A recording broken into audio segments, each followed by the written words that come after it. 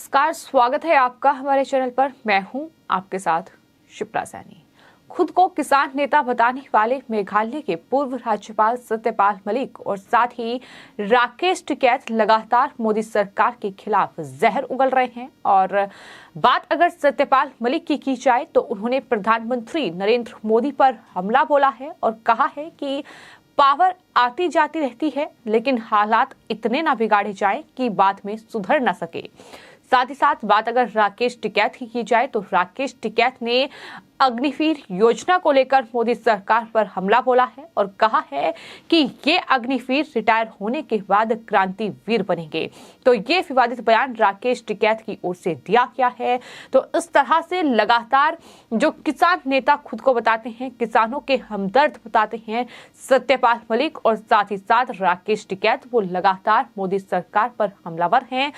सबसे पहले बात मेघालय के पूर्व राज्यपाल सत्यपाल मलिक की करेंगे, जो कि रिटायर होने के बाद लगातार प्रधानमंत्री नरेंद्र मोदी और सरकार के खिलाफ जहर उगल रहे हैं। अब एक बार फिर सत्यपाल मलिक ने मोदी सरकार पर हमला बोला है।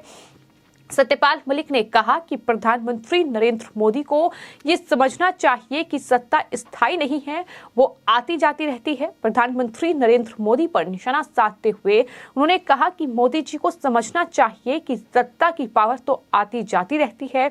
इंदिरा गांधी की सत्ता भी चली गई, जबकि लोग कहते थे कि उन्हें कोई नहीं हटा सकता। एक दिन आप भी चले जाएंगे, इसलिए हालात इतने भी ना बिगाड़ें कि जिसे सुधारा ना जा सके। ये सत्यपाल मलिक की ओर से एक बार फिर प्रधानमंत्री नरेंद्र मोदी पर हमला बोला गया है। आपको बता दें, सत्यपाल मलिक रविवार को राजस्थान विश्वविद्यालय छात्र संघ के एक कार्यक्रम को संबोधित कर रहे थे और उन्होंने कहा कि देश में कई तरह की लड़ाई शुरू होने वाली है। किसान फिर से आंदोलन करेंगे तो नौजवान भी केंद्र सरकार के खिलाफ मोर्चा खोलेंगे। यानी एक बार फिर से किसानों को बरगलाकर, किसानों का इस्तेमाल करके कहीं न कहीं अपनी सियासी लड़ाई की तैयारी सत्यपाल मलिक की ओर से की जा रही है। क्योंकि ये मेघालय के पूर्व राज्यपाल सत्यपाल मलिक एक बार नहीं बल्कि बार बार कह रहे हैं कि दरअसल 2024 में बीजेपी को उखाड़ फेंकना ही उनका मकसद होगा। बीजेपी 2024 में सत्ता में नहीं रहनी चाहिए, ये लगातार वो कह रहे हैं। तो इस तरह से कहीं ना कहीं एक योजना तैयार की जा रही है। तो न सिर्फ प्रधानमंत्री नरेंद्र मोदी पर यह निशाना साधा गया, बल्कि जिस तरह से अग्निवीर योजना को लेकर भी तमाम बयान पहले भी सत्यपाल मलिक की ओर से दिए गए हैं। एक बार फिर उन्होंने इस कार्यक्रम को संबोधित करते हुए कि उन्होंने ये कहा कि इससे सेना कमजोर हो सकती है और केवल 3 साल की सेवा देने के दौरान जवानों में बलिदान का जज्बा नहीं रह जाएगा। अग्निपथ योजना पर उन्होंने कहा कि जवान में जो कुर्बानी देने का जज्बा होता था वो 3 साल की ड्यूटी के लिए नहीं आएगा, यानी वो जज्बा सेना वाला जवानों में नहीं रहेगा। ये उनकी तरफ से कहा गया है। सत्यपाल मलिक ने ये भी कहा कि जहां तक उन्हें पता चला है कि अग्निवीर सैनिकों को ब्रह्मोस सहित अन्य मिसाइलों और हथियार को छूने की परमिशन नहीं दी जाएगी। इसलिए उनका मानना यह है कि अग्निपथ योजना सेना को भी बर्बाद कर रही है। यानी कुल मिलाकर प्रधानमंत्री नरेंद्र मोदी और उनकी सरकार में जो तमाम योजनाएं कहीं न कहीं देखने को मिल रही हैं, जो तमाम योजनाएं चलाई जा रही हैं, उसको लेकर भी सत्यपाल मलिक लगातार मोदी सरकार पर हमलावर हैं और कहीं न कहीं वो राकेश टिकैत की भाषा ही लगातार बोल रहे हैं। जिस तरह से किसान नेता खुद को राकेश टिकैत बताते हैं, लेकिन किसानों का किस तरह से इस्तेमाल उन्होंने किया है कि हमने किसान आंदोलन के वक्त देखा है, जब दिल्ली के अलग अलग बॉर्डर पर उन्हें लगभग 1 साल तक राकेश टिकैत ने बरखलाकर बैठाए रखा और उसके बाद अपनी सियासी रोटियां सेकने की कोशिश की। लेकिन जब नतीजा नहीं निकला तो यही जो तमाम किसान थे वो अपने घर को लौट आए। जाहिर तौर पर जो कृषि कानून थे वो सरकार ने वापस भी लिए, लेकिन राकेश टिकैत ने जिस तरह से किसानों को बरगलाकर वहां बॉर्डर पर बैठाए रखा, वो तस्वीर भी किसी से छिपी नहीं है। और राकेश टिकैत अपनी सियासी रोटियां सेक रहे थे, लेकिन राकेश टिकैत को उसमें सफलता हाथ नहीं लगी। और अब ऐसा लगता है कि 2024 लोकसभा चुनाव चूंकि बेहद करीब है, तो ऐसे में अब 2024 की तैयारी हो रही है। 2024 के लिए कहीं न कहीं रणनीति तैयार हो रही है।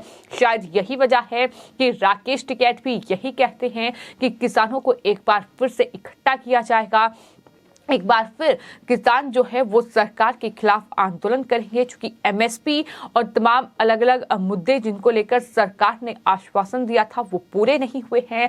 इस बार युवा और बुजुर्ग भी इस आंदोलन में शामिल होंगे और यही भाषा सत्यपाल मलिक भी बोल रहे हैं कि दरअसल एक बार फिर किसान आंदोलन करेंगे तो वहीं नौजवान भी केंद्र सरकार के खिलाफ मोर्चा खोलेंगे। तो कुल मिलाकर सत्यपाल मलिक जो है वो मेघालय के राज्यपाल रहे, लेकिन राज्यपाल के पद पर रहते हुए उन्होंने मोदी सरकार के खिलाफ तमाम बयानबाजी की, सरकार के तमाम फैसलों पर सवाल खड़े किए, मोदी सरकार के खिलाफ जहर उगला और नतीजा ये हुआ कि उनका कार्यकाल नहीं बढ़ाया गया। उन्हें उपराष्ट्रपति पद का उम्मीदवार बनाने तक की बातें जो हैं वो चल रही थी, लेकिन कहीं न कहीं उनके बोलने का खामियाजा उन्हें भुगतना पड़ा और उन्हें उम्मीदवार नहीं बनाया गया।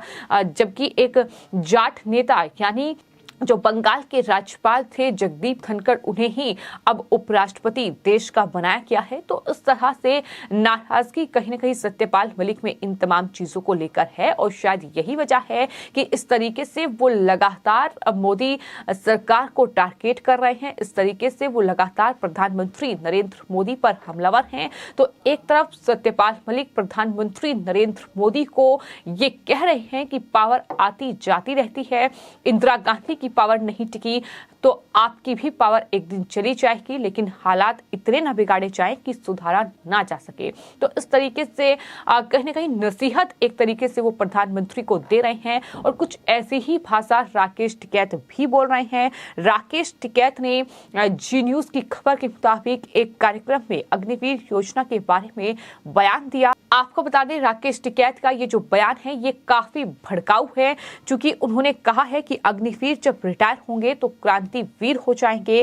वो क्या हश्र करेंगे ये अभी किसी को पता नहीं है। आपको बता दें सत्यपाल मलिक भी काफी वक्त से इसी तरह की बयानबाजी कर रहे हैं। राकेश टिकैत भी किसान आंदोलन के दौर से ही बीजेपी और साथ ही साथ मोदी सरकार के खिलाफ हमलावर हैं। तो कहीं न कहीं पश्चिमी उत्तर प्रदेश से आने वाले ये दोनों ही नेता, यानी एक तरफ सत्यपाल मलिक जो कि पश्चिमी उत्तर प्रदेश के बागपत से ताल्लुक रखते हैं, तो वहीं राकेश टिकैत जो हैं वो पश्चिमी उत्तर प्रदेश के मुजफ्फरनगर जिले के सिसौली से ताल्लुक रखते हैं। तो इस तरह से ये तमाम जो नेता हैं ये किसानों को बरगलाकर एक बार फिर सरकार के खिलाफ मैदान में उतरने की तैयारी कर रहे हैं, लेकिन नतीजा आने वाले वक्त में देखना होगा। फिलहाल आपकी इस पूरे मामले पर क्या राय है हमें कमेंट बॉक्स में जरूर लिखें और चैनल को सब्सक्राइब करें। धन्यवाद।